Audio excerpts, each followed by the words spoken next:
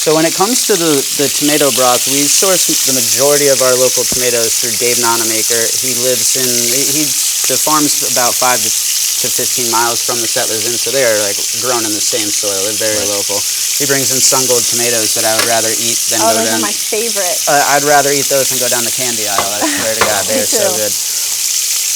What goes in it is, my secret is you got to char a few things. So I char some fennel seed, I char a little cinnamon stick, and I brûlée my onions, which brûléing is the browning of sugars, just kind of like caramelization is. And you brûlée them, you throw them in there with a standard Mire Poix, which is carrots, onions, a little celery, some garlic. I put a little bit of kombu and bonito in there, which is fish flakes and seaweed, just to add to the umami flavor of it, and so also... This is way more than just the basic tomato broth I was thinking there's about. more than just tomatoes and water in there. And then after that, you strain all that good stuff out, you throw it back on the stove and clarify it all together. And yeah, it smells great. It has a little bit of what I guess you can call a spice to it, because I threw the fennel and the cinnamon in there. It's not a heat, it's like the fall spice that you would think of when you think of like pumpkin and cinnamon. So you just strain the whole spices out? Yep, I strain the entire broth out.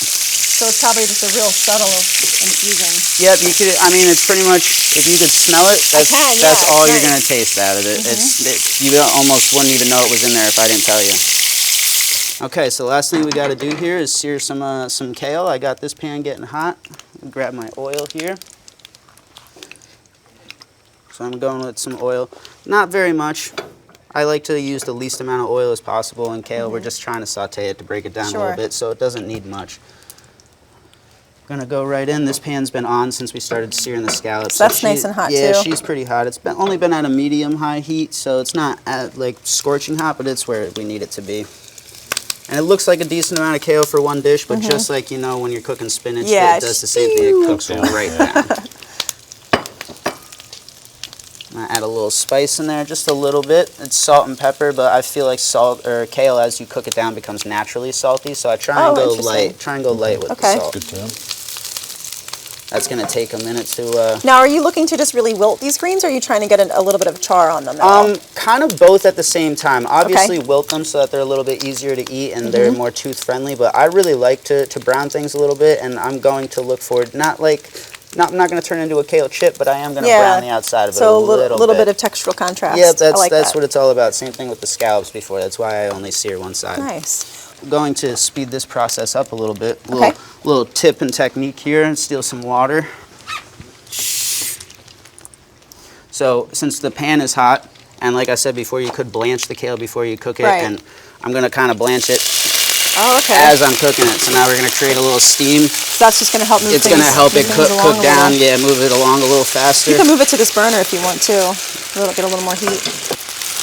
Nice. So now that really happens pretty quickly. Yeah, and you see how the color just changed to that nice, really bright. Yeah, darker but vibrant green. That's what you're looking for when you're blanching almost any green vegetable. So if I were to take this out, like say this were green bean or broccoli, I would be pulling it out right now, hitting it in an ice bath, locking those enzymes where they are, and it'll stay nice and green just like that.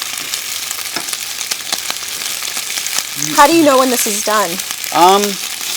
Kind of just by look and feel. Like I said, I'm really just kind of... Ooh, did that get you? A little bit.